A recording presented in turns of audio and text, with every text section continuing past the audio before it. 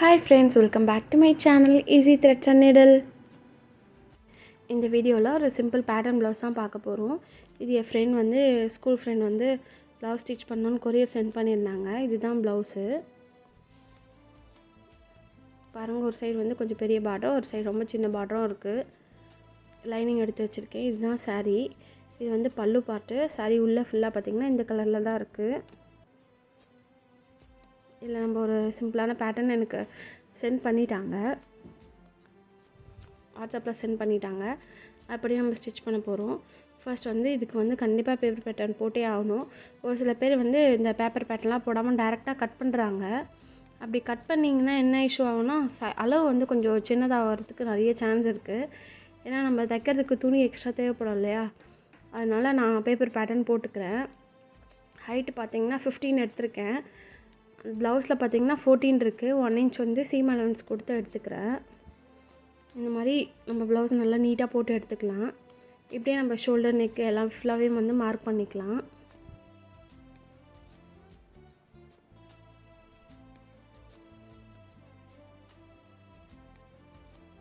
Neck கீழே height எல்லாமே நான் இதில் மார்க் பண்ணிக்கிறேன். அப்படியே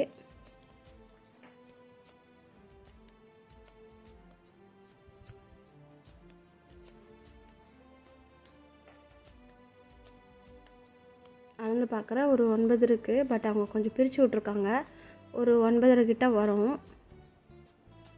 இப்போ நான் அதெல்லாம் கரெக்டாக வந்து மார்க் பண்ணிக்கிறேன்.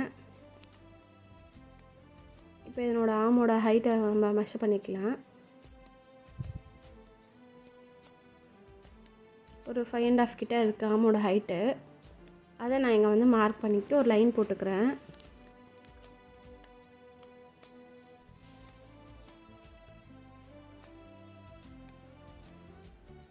இங்கே மேலே எவ்வளோ ஹாஃப் ஷோல்டர் இருக்கோ அதை அப்படியே கீழேயும் நம்ம மார்க் பண்ணிக்கலாம்.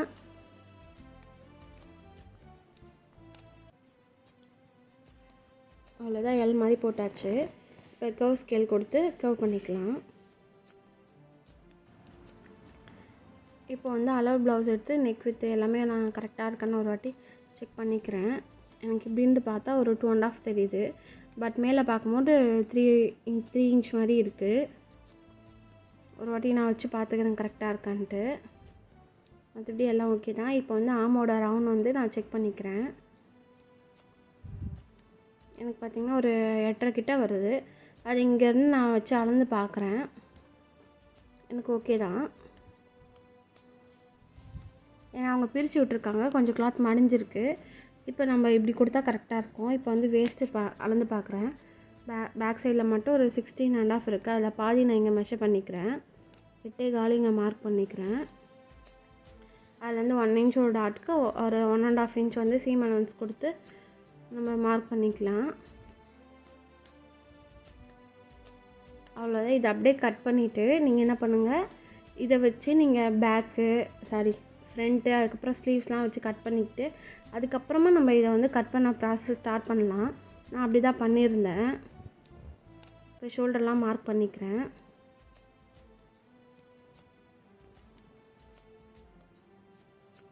நான் அப்படியே கட் பண்ணி எடுத்துக்கிறேன். நீங்கள் கட் பண்ண கையோட இதை வச்சு அப்படியே ஃப்ரண்ட்டு கட் பண்ணிக்கோங்க. அப்புறம் ஸ்லீவ்ஸ் எல்லாமே முடிச்சுட்டு அதுக்கப்புறம் நீங்கள் ஸ்டார்ட் பண்ண ஆரம்பிங்க. நம்ம இப்போ இந்த பேட்டர்ன் தான் பண்ண போகிறோம். ஃபர்ஸ்ட் அதுக்கு வந்து நம்ம நார்மலாக நெக்கு ட்ரா பண்ணிக்கலாம். உங்களுக்கு நெக்கு வந்து மேலேருந்து கண்டுபிடிக்க கஷ்டமாக இருந்ததுன்னா இந்த இடத்த பார்த்துக்கோங்க. இதனோட அளவு எவ்வளோ இருக்குன்னு பாருங்கள். எனக்கு வந்து ஒரு 5.25 இருந்துச்சு. நான் ஒரு 1/4 இன்ச் மேலே தைக்கிறதுக்கு அப்புறம் கீழே ஒரு 1/2 இன்ச் தைக்க 3/4 இன்ச் ஆட் பண்ணி 6 இன்ச்சாக நான் மார்க் பண்ணிக்கிறேன். ஒரு லைன் போட்டுக்கிறேன். இங்கே எவ்வளோ இருக்கோ அதையும் நான் கீழேயும் மார்க் பண்ணிக்கிறேன். இப்போ ஒரு பாக்ஸ் மாதிரி நம்ம போட்டுக்கலாம்.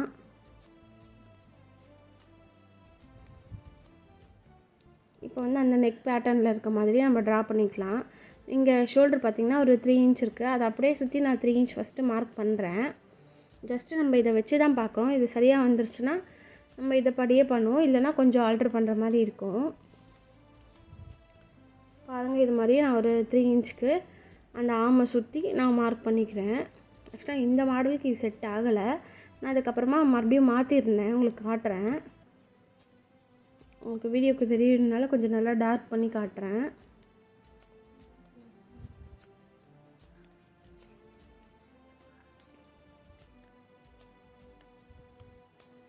இப்போ அதில் பார்த்திங்கன்னா இந்த மாதிரி சைடில் இந்த மாதிரி கர்வாக போகுது.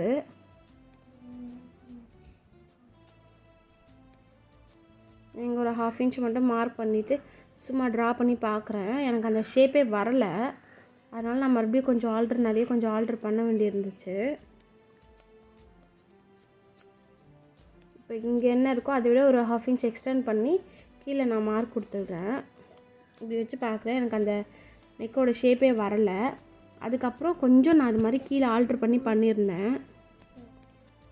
இது நல்லா கொஞ்சம் பெருசாகவே அவங்களே நல்லா பெருசாக கொடுத்துருக்காங்க. அதனால் நான் கீழே வந்து இன்னும் கொஞ்சம் நல்லா எக்ஸ்டெண்ட் பண்ணுற மாதிரி கொஞ்சம் பெருசாக ட்ரா பண்ணிக்கிட்டேன். இப்போ வந்து இந்த ஷேப்பை நான் ட்ரா பண்ணுறேன். இப்போ வந்து எனக்கு ஓரளவுக்கு நல்லா செட் ஆயிடுச்சு. நம்ம முன்ன பண்ண பேட்டர்னில் வந்து நெக் ரொம்ப அகலமாக போயிடும். அதனால் நான் இப்போ கொஞ்சம் ரீஅரேஞ்ச் பண்ணியிருக்கேன். இது வந்து உங்களுக்கு அந்தளவுக்கு ரொம்ப பின்னாடி நெக் வந்து பெருசாக தெரியாது. இப்போ இதுதான் ஃபைனலு. இது எனக்கு கொஞ்சம் நல்லா சாட்டிஸ்ஃபையாக இருக்குது. இதுதான் ஃபைனலு. இப்போ நான் இதை அப்படியே கட் பண்ணிக்கிறேன். இதை வந்து ஒரு 3 பீஸாக நம்ம கட் பண்ண போகிறோம். மொத்தம் 4 பீஸ் வரும். நெக் பீஸ் தேவைப்படாது. மற்ற 3 பீஸ் வந்து ரொம்ப இம்பார்ட்டன்ட்டு. இதில் பார்த்திங்கன்னா நம்ம தைக்கிறதுக்கு சீம் அலவன்ஸ்னு எதுவுமே நம்ம கொடுக்கல.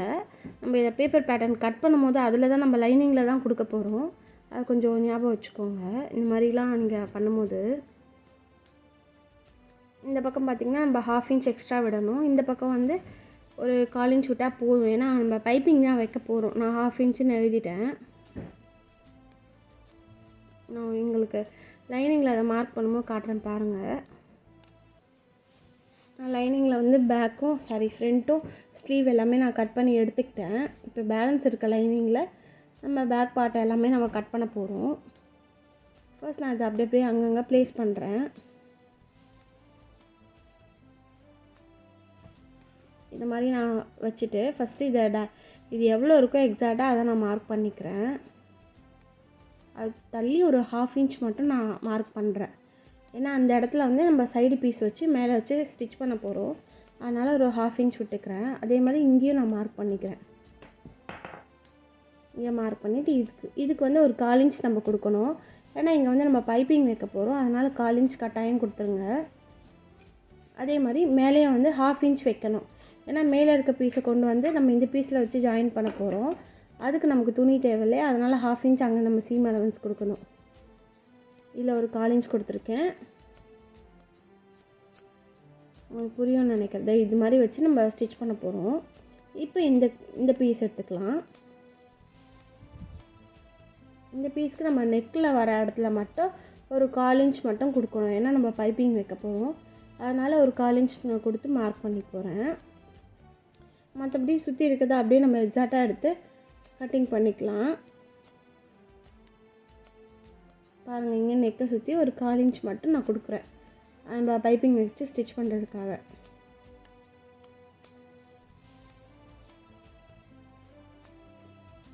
கால் இன்ச்னு உங்களுக்கு மார்க் பண்ணி காட்டுறேன்.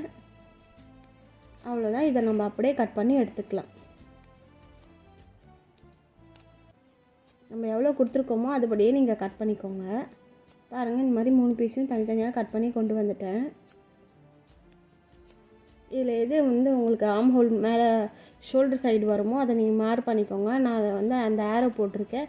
லெஃப்ட்டு ரைட்டுன்னு மார்க் பண்ணிவிட்டு இந்த இடத்துல வந்து நமக்கு பைப்பிங் வைக்க போகிறோம். அதையும் நான் மார்க் பண்ணிக்கிறேன். அதே மாதிரி இங்கேயும் நான் இதுலேயும் மார்க் பண்ணிக்கிறேன். லெஃப்ட்டு ரைட்டுன்னு மார்க் பண்ணிக்கிறேன். இது மேலே வரணும் அப்படின்றதுக்காக அந்த அம்புக்குறி போட்டிருக்கேன்.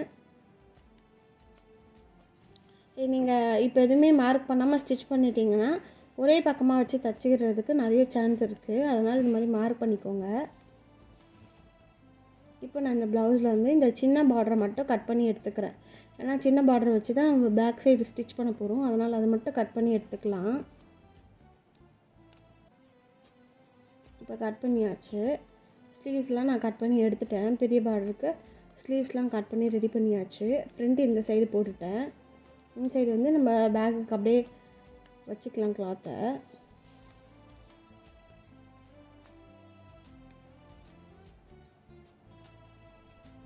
இந்த மாதிரி வச்சா கரெக்டாக இருக்கும்னு பார்த்துட்டு நீங்கள் அரேஞ்ச் பண்ணிக்கோங்க.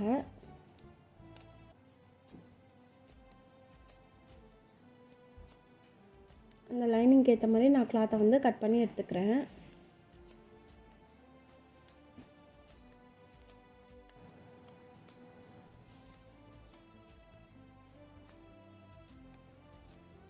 இதை அப்படியே கட் பண்ணி எடுத்தாச்சு.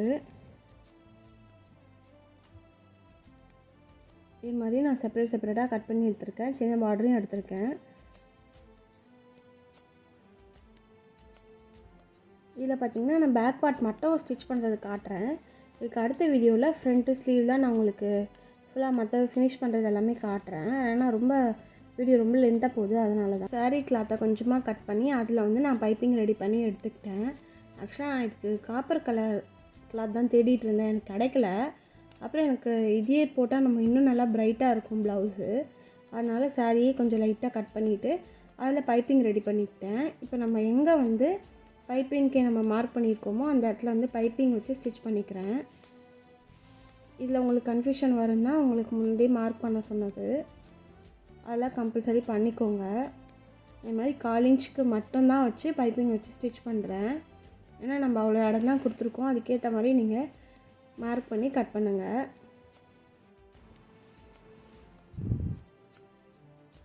இப்போ மெயின் கிளாத்தை நம்ம போட்டுக்கலாம். எது நல்ல பக்கம் பார்த்துட்டு அதுக்கு மேலே இதை பைப்பிங் வந்து உள்ளே போகிற மாதிரி வச்சு நம்ம ஸ்டிச் பண்ண போகிறோம். கரெக்டாக இந்த இடத்துல வந்து நம்ம ஸ்டிச் பண்ணதுக்கு மேலேயே வச்சு ஸ்டிச் போட்டுகிட்டே வரேன்.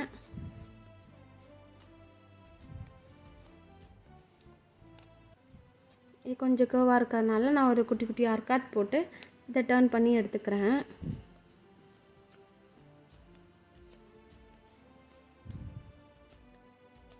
இதை அப்படியே டர்ன் பண்ணி விட்டுட்டு நம்ம சுற்றிலும் ஸ்டிச் போட்டுக்கலாம். அதுக்கு முன்னாடி இந்த பைப்பிங் ஒட்டின மாதிரி ஒரு ஸ்டிச் போட்டால் அந்த இடம் பார்க்க ரொம்ப நல்லா நீட்டாக இருக்கும்.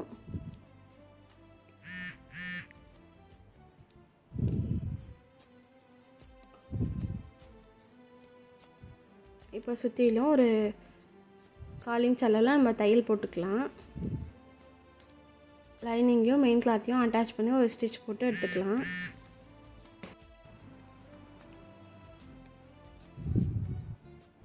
இதே மாதிரி நம்ம எல்லா பீஸையும் ரெடி பண்ணி எடுத்துக்கலாம்.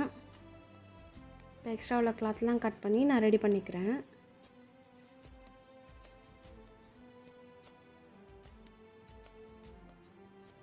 அப்புறம் இது வந்து பேக் பார்ட்டு. இதுக்கு வந்து நான் இந்த பார்டர் பார்த்திங்கன்னா ரொம்ப சின்னதாக தான் இருக்குதுன்னு சொல்லியிருந்தேன். இது நம்ம ஃபஸ்ட் நான் இதை ஒன்று வச்சு ஸ்டிச் பண்ணிக்கிறேன். இப்போ இதுக்கு மேலே ஒரு லைனிங்காக ஒரு பார்டராக வச்சு நம்ம ஸ்டிச் பண்ணிக்கலாம். இந்த கார்னரை மட்டும் மடித்து விட்டுட்டு அப்படியே நம்ம இந்த கார்னர்லேயே வச்சு ஸ்டிச் போட்டோம்னா கரெக்டாக இருக்கும்.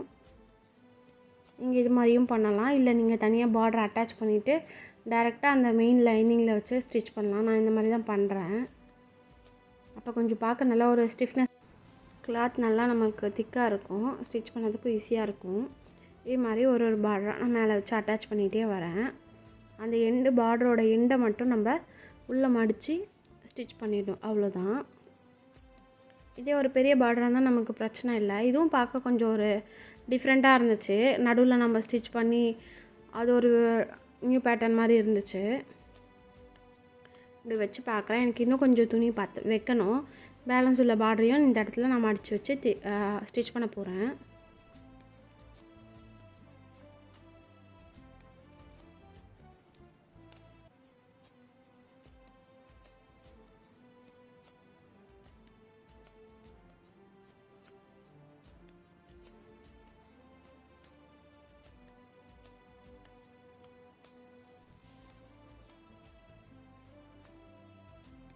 அவ்வளோதான், ஃபுல்லாக வச்சாச்சு. இதுக்கு மேலே இந்த கிளாத்தை வச்சுட்டு நமக்கு நெக் சைடு எது வருமோ அங்கே மட்டும் 1/4 இன்ச் தைக்க போகிறோம். சின்ன பார்ட்டு தான் நமக்கு நெக் சைடு வரும், அதனால் நான் சென்டராக பார்த்து ப்ளேஸ் பண்ணிக்கிறேன்.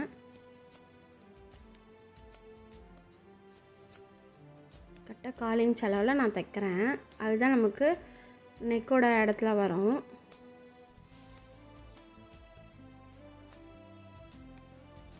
இப்போ நம்ம இதை கட் பண்ணிவிட்டு அப்படியே டர்ன் பண்ணிக்கலாம்.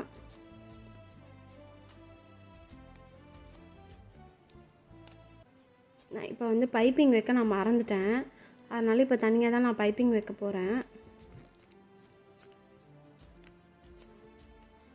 ஃபர்ஸ்ட் நான் இதை ஃபுல்லாக ஃபினிஷ் பண்ணிவிட்டு கடைசியாக நான் பைப்பிங் வைக்க போகிறேன். இல்லைன்னா மூவ் ஆகிட்டே இருக்கும் கிளாத்து. எல்லாத்துக்கும் வச்சும் இதை வைக்க மறந்துட்டேன் நான்.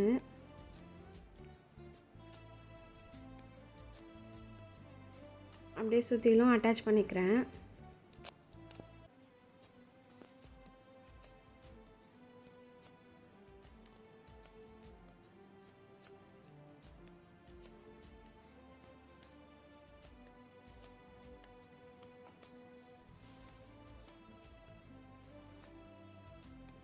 உங்களுக்கு வச்சு காட்டுறேன் பாருங்கள். இந்த மாதிரி தான் நம்ம வைக்க போகிறோம். இந்த சைடில் பார்த்தீங்கன்னா 1/2 இன்ச் கொடுத்துருக்கோம். அதை நான் இங்கே மார்க் பண்ணிக்கணும். அதுக்கு முன்னாடி நான் பைப்பிங் வச்சிடுறேன், இல்லைன்னா மறுபடியும் மறந்துடுவேன். கரெக்டாக இந்த த்ரெட்டை ஒட்டின மாதிரியே இந்த கிளாத்தை வச்சு நம்ம ஓரத்துலேயே பொறுமையாக தைச்சிட்டே வரலாம்.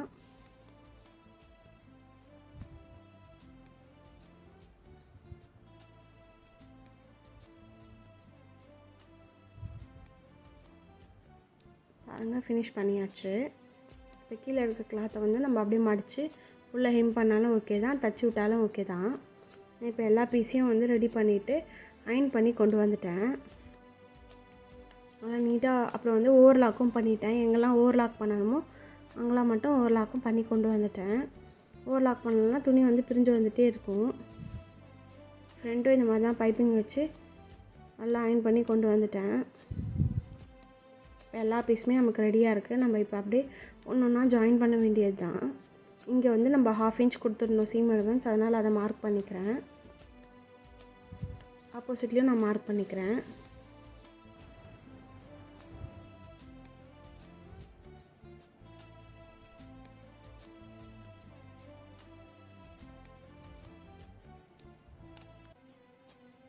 இப்படி தான் வரும் நமக்கு. ஒன்றுக்கு மேலே ஒன்று வச்சு அழகாக பின் குத்திட்டு நம்ம ஸ்டார்ட் பண்ண ஆரம்பிச்சிடலாம்.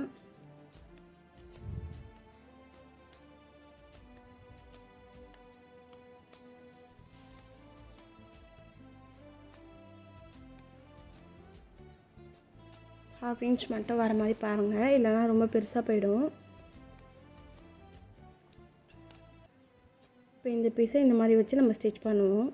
ஃபஸ்ட்டு நம்ம இதை முடிச்சுக்கலாம்.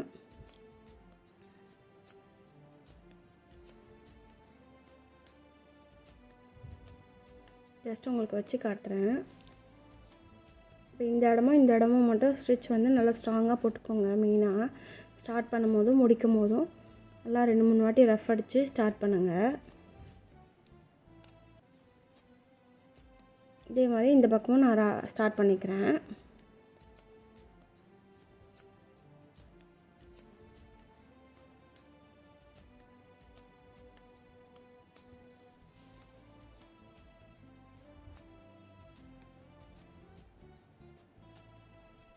இப்போ நம்ம அது உள்ளே வந்து ஓவர்லாக் பண்ணணும். நான் மறந்துட்டேன், அதையும் நான் இப்போ பண்ணணும்.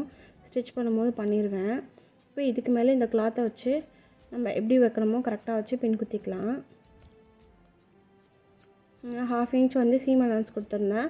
அதை கவர் பண்ணுற மாதிரி இந்த கிளாத்தை வச்சு நான் பின் குத்திக்கிறேன்.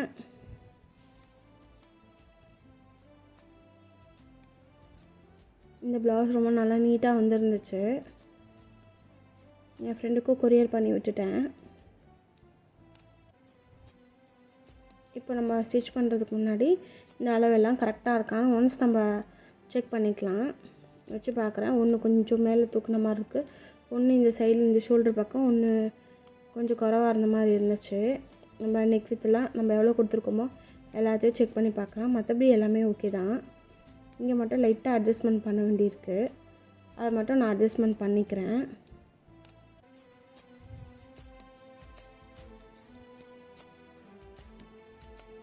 இப்போ நம்ம இந்த இடத்த நல்லா ஸ்ட்ராங்காக ஸ்டிச் பண்ணிக்கலாம்.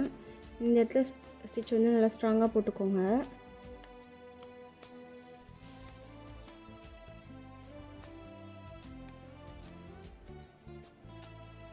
இதே மாதிரி இந்த பக்கமாக போட்டு எடுத்துக்கிறேன். பேக் பொசிஷனில் பார்த்திங்கன்னா ஒரு நாட் கொடுத்து நார்மலாக இருக்கிற மாதிரி நாட் தான் வச்சுருந்தேன். அதெல்லாம் இதில் காட்டல, ரொம்ப லென்த்தாக போகுன்றதால.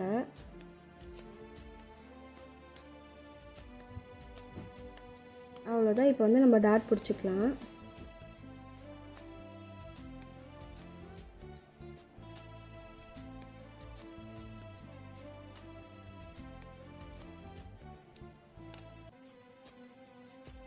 டாட்டோட ஹைட் பார்த்திங்கன்னா 4.5 நான் பிடிக்கிறேன். 1/2 இன்ச் வித்தில் நம்ம டாட் பிடிச்சிக்கலாம்.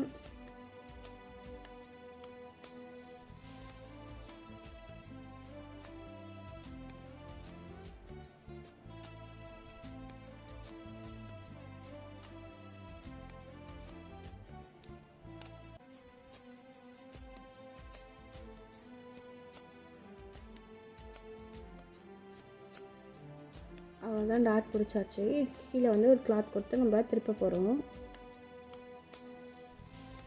இந்த இடம் கொஞ்சம் கிளாத் எக்ஸ்ட்ரா இருக்குது, அதை நான் கட் பண்ணி விட்டுடுறேன். இந்த பக்கம் கரெக்டாக இருக்குது. இது நம்ம டாட் பிடிக்கிறதுனால இந்த நான் கீழ் பார்ட் பார்த்திங்கன்னா அப்படி தான் ஒரு மாதிரி க்ராஸாக போயிடும். ஏன்னா நம்ம டாட் பிடிக்கிறோம், ஒரு 1 இன்ச் அங்கே கம்மியாக வரதுனால துணி கொஞ்சம் மாறின மாதிரி இருக்கும், க்ராஸாக போகிற மாதிரி இருக்கும். இங்கே உள்ளே வந்து ஓவர்லாக் பண்ணாமலே கொண்டு வந்துட்டேன். இப்போ ஓவர்லாக் பண்ணி கொண்டு வந்துடுறேன். இப்போ நம்ம இதை மறுபடியும் ஸ்டார்ட் பண்ணிக்கலாம்.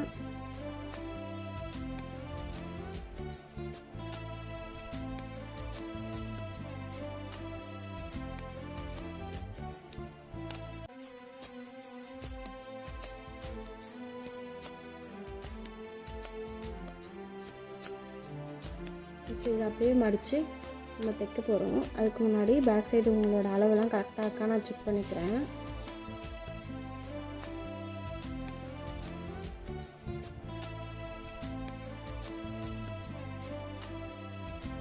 இந்த மாதிரி தனித்தனியாக நம்ம பீஸை வந்து அட்டாச் பண்ணும்போது பேப்பர் பேட்டர்ன் போட்டு பண்ணுறது தான் ரொம்ப பெஸ்ட்டாக இருக்கும். டேரெக்டாக பண்ணுறாங்க, அவங்க எப்படி பண்ணுறாங்கன்னு தெரியல. நம்ம டேரெக்டாகவும் பண்ணுறாங்க, நமக்கு அது செட் ஆகலை. இது மாதிரி பண்ணுறது கொஞ்சம் ஈஸியாக இருக்குது. நம்ம பைப்பிங் கொடுக்கணும், இன்னொரு கிளாத்தை வந்து அட்டாச் பண்ணணும், துணி பத்தாமல் போயிடும். அவ்வளோதான், பேக் பார்ட் முடிச்சிட்டேன். ஃபினிஷ் பண்ணோன்னே இந்த மாதிரி தான் இருக்குது. ரொம்ப நல்லா நீட்டாக வந்துருந்துச்சு. உங்களுக்கு பிடிச்சிருக்கான்னு சொல்லுங்கள். இந்த வீடியோ பிடிச்சிருந்தா லைக் பண்ணுங்கள், கமெண்ட் பண்ணுங்கள், ஷேர் பண்ணுங்கள். இந்த மாதிரி வீடியோஸை பார்க்க நம்ம சேனலை சப்ஸ்கிரைப் பண்ணி வச்சுக்கோங்க. தேங்க்ஸ் ஃபார் வாட்சிங்.